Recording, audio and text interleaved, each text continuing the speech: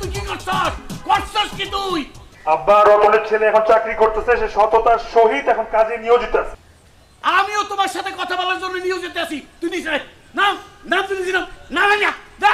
আব্বা এটা একটা ভদ্র মানুষের বাসা, এটা চিরাচিরি করার জায়গা না। জীবনে অনেক নিচে নামছেন, আর নাইবেন না। দয়া করে উপরে আসতে সুযোগ পাইছেন, উপরে আসেন।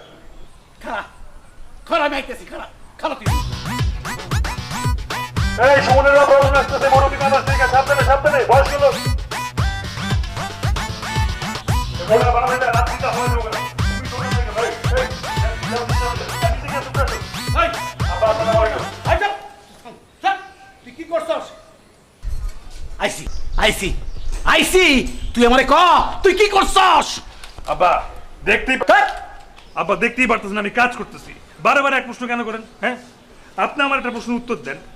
আপনি এই বাড়িতে কেমনে আসলেন? এইবার বুঝছি।